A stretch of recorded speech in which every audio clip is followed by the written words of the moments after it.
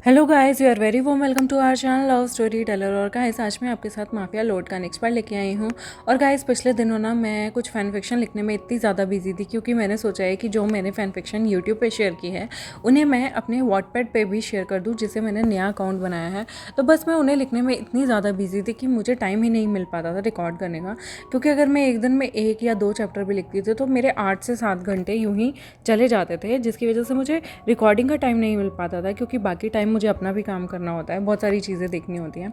तो I am sorry, मैंने आप लोगों से वेट कराया। और गाइज, मुझे हर्टलेस प्रिंस के लिए बहुत सारे कॉन्सेप्ट समझ नहीं आ रहा था कि मैं कैसे बनाऊँ, क्या बनाऊँ। और फाइनली अभी मुझे एक लीड मिली है कि मुझे कैसे एक कॉन्सेप्ट बनाना चाहिए, तो आप लोगों के साथ मैं उसे भी आज ही आप लोगों के साथ शेयर करूँगी। चलिए इस पार्ट को शुरू करते हैं। जैसे कि हमने देखा कि यहाँ पर लवंगची को एक मीटिंग में जाना था और उसने ना विभूषण का फ़ोन काट दिया था, तो विभूषण बहुत ज़्यादा अपसेट हो जाता है। लेकिन यहाँ पर उसे गुस्सा आ रहा था, पर वो मन में सोचता है कि शायद लवंगची उसे फ़ोन करेगा। उस दिन लवंगची की बहुत बड़ी मीटिंग थी और उसकी बैक टू बैक मीटिंग थी। फिर उसके अंकल भी वहाँ आ जाते हैं, जिसकी वजह से वांगची अपने फ़ोन को यहाँ पर विभूषण को कॉल बैक नहीं कर पाता।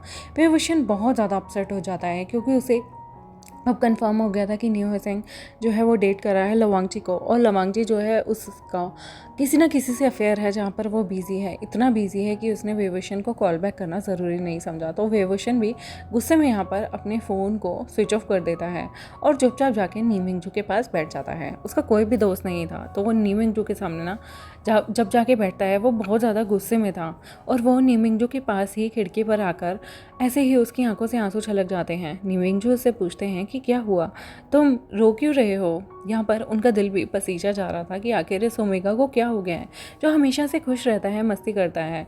वो नी मिंगजू की तरफ देखता है और कहता है, आप एक अल्फ़ा है ना, आप बताइए एक ओमेगा सबसे ज़्यादा सैड क्यों होता है।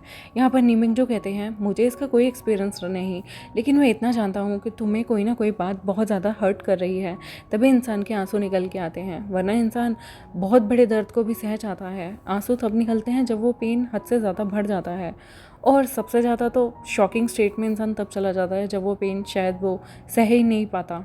यहाँ पर विभूषण कहता है, आप बहुत अच्छे हैं, थैंक यू। वैसे मैं आपसे एक चीज़ पूछना चाहता हूँ, क्या आप मुझे डेट करना चाहेंगे। यहाँ पर विंग को ना बहुत गुस्सा आ रहा था लवांगची पे, और वो देख रहा था कि नीमिंगजू का छोटा भाई लवांगची को डेट कर रहा है। तो यहाँ पर वो सोचता है कि क्यों ना वो भी नीमिंगजू के साथ डेट करे। हालांकि उसका ये डिसीज़न बहुत ही गलत है, क्योंकि आप किसी की फीलिंग्स का मजाक नहीं उड़ा सकते। नीमिंगजू के मन में एक जेन्युइन फीलिंग उनके लिए थी, और यहाँ पर अगर वो ऐसा नीमिंगजू के साथ करेगा तो ये नीमिंगजू के साथ बिल्कुल अनफेयर होगा। यहाँ पर वो नीमिंगजू से डेट करने के लिए पूछ लेता है। नीमिंगजू शॉक्ड हो जाते हैं और कहते हैं, क्या सच में, ठीक है।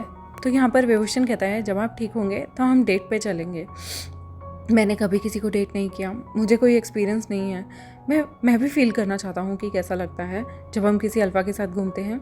निमिंग जो बहुत ज़्यादा खुश हो जाते हैं, और उन्हें ये चीज़ नहीं पता थी कि वो रिएक्ट कैसे करेंगे, क्योंकि उनके लिए ऐसा था कि जिस ओमेगा को पसंद करने लगे सामने से आकर उसने डेट पे चलने के लिए पूछ लिया है, वो तो एक्सट्रीमली हैप्पी थे। और यहाँ पर निमिंग जो कि यहाँ पर बड़े ही प्यार से विभूषण से देखते हैं और कहते हैं कि तुम्हें किस तरह की डेट पे जाना पसंद है।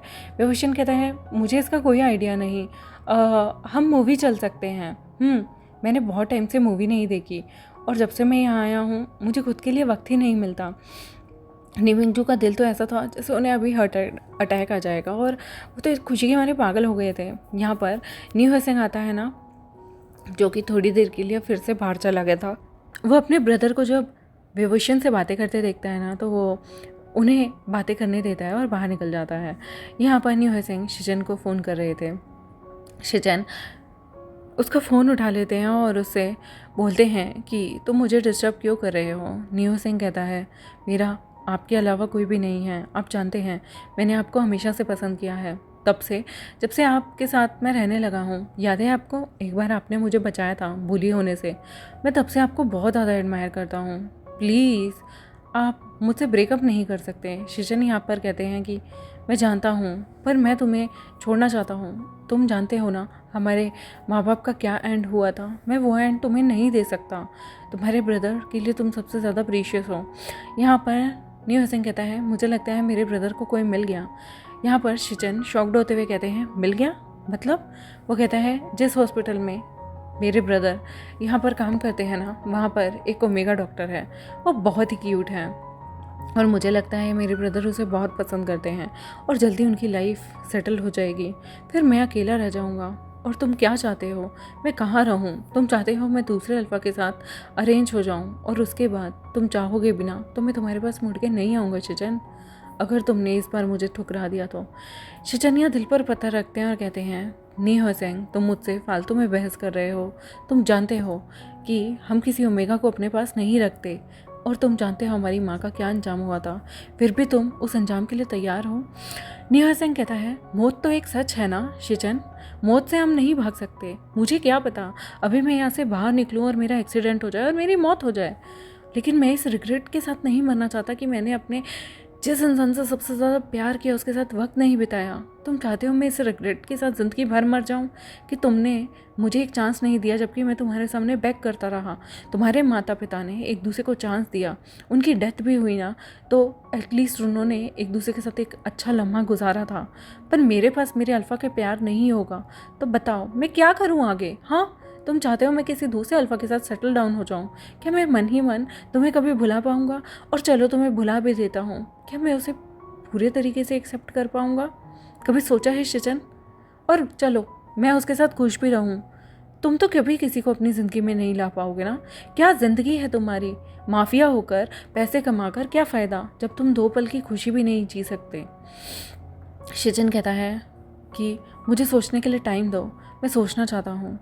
यहाँ पर वो फ़ोन कट कर देता है। नी होसेंग फ़ोन पर बात करता हुआ अंदर आता है और वो आकर एक जगह बैठ जाता है। उसके ब्रदर कहते हैं, क्या हुआ तुम्हें? फिर से तुम उस अल्फ़ा के पीछे भाग रहे हो ना? यहाँ पर नी होसेंग अपने ब्रदर को देख के कहता है, आप जानते हो ना? फिर क्यों पूछ रहे हो? यहाँ पे उसका भाई कहता है, मैंने तुम्हें कितनी बार कहा है वो माफिया है, उसका पीछा छोड़ दो। नी होसेंग कहता है, बिल्कुल नहीं, मैं उससे प्यार करता हूँ। नी होसेंग यहाँ पर बहुत ज़्यादा डिस्टर्ब फील कर रहा था। उसका भाई कहता है, तुम क्या चाहते हो? तुम अंजाम नहीं जानते माफिया लोगों के ओमेगा होने का? तुम्हें कोई भी थ्रेटन कर सकता है, मार सकता है, तुम्हारा क्या अंजाम हो सकता है? नी होसेंग कहता है, पल पल मरने से तो बहुत अच्छा है ना ब्रदर, मैं उसके साथ 2 पल की ज़िंदगी खुशी से बिताकर मर जाऊँ। और मौत तो हर एक को आनी है, क्या पता मैं यहाँ से बाहर निकलूँ और मैं मर जाऊँ। आपका भी तो यहाँ पर खड़े खड़े इतना बुरी तरह से बीमार पड़ गए थे, वो तो ज़िंदगी ने आपको चांस दिया है, वरना क्या हमें पता है हम बिना प्यार करे भी तो मर सकते हैं। मैं नहीं चाहता कि मेरे मरते वक्त मेरी कुछ ख्वाहिशें अधूरी रह जाएं। यहाँ पर नी मिंगजू कहते हैं, तुम ज़िद्दी हो। नी होसेंग कहता है, बिल्कुल आप ही की तरह मैं अपने ख़ानदान पे गया हूँ। मेरे ख़ानदान ने कभी भी मुझे मेरी चीज़ों से, मेरी मनपसंद चीज़ों से पीछे हटना नहीं सिखाया। मुझे पेंटिंग, कलाकारी बहुत ज़्यादा पसंद है और मुझे वो भी बहुत ज़्यादा पसंद है और मैं अगर रहूँगा तो उसके साथ रहूँगा, वरना मुझे किसी के साथ नहीं रहना। और जिस दिन मैंने उसे अपने दिल से, दिमाग से भुला दिया ना, वो 50 बार भी मेरे पीछे आएगा तब भी मैं मुड़कर नहीं देखूँगा। यहाँ पर यूँ गुस्सा करके नी होसेंग जब चला जाता है तो वे वुशिन को रियलाइज़ होता है कि नी होसेंग वांगची से इतना प्यार करता है, वो वांगची के लिए अपने भाई से लड़ रहा है, वो वांगची के साथ ज़िंदगी बिताना चाहता है और वांगची यहाँ पर शायद उसे भाव नहीं दे रहा या कुछ तो गड़बड़ हुई है। वो सोचता है कि वांगची ने उसे भी फ़ोन पे कॉल बैक नहीं की जबकि नी होसेंग को की। यहाँ पर उसे बहुत जलन होती है और वो यहाँ पर नी मिंगजू की तरफ देख के कहता है, अगर वो उस अल्फ़ा के साथ जीना चाहता है ना तो जीने दो। मैं सोच रहा हूँ कि हम डेट पर मूवी जाएंगे और बाहर भी जाएंगे। यहाँ पर वो टेंशन में आकर एकदम से विभूषण की तरफ देखते हुए नी मिंगजू पूछते हैं, क्या तुम कभी सोचते हो एक माफिया को प्यार करना? मेरा भाई कितना वियर्ड है ना, एक माफिया से कोई कैसे प्यार कर सकता है जबकि आपको जानना है आपका अंत क्या होगा। क्या आपको पता नहीं कि आपकी कितनी ब्रूटल मौत हो सकती है? माफिया और उनके जो जितने भी दुश्मन होते हैं उनका कोई दीन ईमान नहीं होता, वो लोग किसी भी चीज़ को नहीं मानते, या तो मरो या मारो, ये उनकी ज़िंदगी का रूल है। मैं अपने भाई को कैसे मरने के लिए छोड़ सकता हूँ? यहाँ पर गहरी सांस लेते हुए विभूषण कहता है, मेरे माता पिता वो तो कोई गैंगस्टर नहीं थे, लेकिन वो भी मारे गए ना। ज़रूरी नहीं कि गैंगस्टर की लाइफ में मौत लिखी होती है, जिसे मरना होता है ना नी मिंगजू, उसका मरना तय होता है। और जिसे जीना है ना, फिर वो कुछ भी कर ले, वो जीता है, चाहे वो क्रिमिनल हो, चाहे वो अच्छा व्यक्ति हो, चाहे उस इंसान ने कोई देशभक्ति का कार्य किया हो। अगर उसकी ज़िंदगी बड़ी लिखी है तो वो जिएगा, और अगर उसकी ज़िंदगी छोटी लिखी है तो मौत तो निश्चित है ना, मौत तो सच्चाई है। हम उससे पीछे कैसे हट सकते हैं? उसके लिए हम अपनी चाहतों को कैसे ख़राब कर दें? लाइफ तो एक बार मिली है ना नीमिंगजू। अगर अगर तुम्हें पता चले कि इस वक्त मैं मरने वाला हूँ तो क्या तुम मुझे नहीं चाहोगे? क्या मैं मरने वाला हूँ सिर्फ ये सोच के तुम मुझसे अलग हो जाओगे, मेरी तरफ से मुंह फेर लोगे? नीमिंगजू कहते हैं कभी नहीं। नीमिंगजू कहते हैं कि मेरी मॉम, मेरे मेरे डैड मेरी मॉम से बहुत प्यार किया करते थे, परंतु मेरी मॉम की मुझे पैदा करते ही मौत हो गई थी। नी होसेंग मेरा सगा भाई नहीं है। नी होसेंग मेरी डैड की सेकंड शादी करा दी गई थी क्योंकि मैं बहुत छोटा था मुझे पालने पोसने के लिए, और वहाँ पर मेरे डैड की शादी से उन्हें दूसरा बच्चा हुआ, वो नी होसेंग था। मैंने उसे हमेशा ही अपने भाई की तरह प्यार किया है, उसे हमेशा ही अपने भाई जैसा समझा है क्योंकि हम दोनों एक ही बाप की संतान हैं। मैं उसे कभी भी अपना सौतेला भाई नहीं मानता, और वो भी हमेशा मुझे अपने सगे बड़े भाई जैसा मानता है। लेकिन मेरे डैड की किस्मत फिर से बहुत बुरी निकलती है, उनकी दूसरी बीवी भी चल बसती है। इस गम को मेरे डैड कभी भुला नहीं पाए। उन्होंने हम दोनों को रेज़ किया, हम दोनों ही बिना माँ के पले। हमारे बाप ने हमें पाल पोस के बड़ा किया, सब कुछ सिखाया, लेकिन अनफॉर्चुनेटली उनकी भी बहुत बुरी तरह से मौत हो गई थी। मैं जानता हूँ मौत को कोई नहीं टाल सकता, अगर मौत लिखी है तो मौत होनी है। मेरी मॉम का कोई लेना देना नहीं था किसी चीज़ से, लेकिन अगर उनकी मृत्यु निश्चित थी तो होनी थी।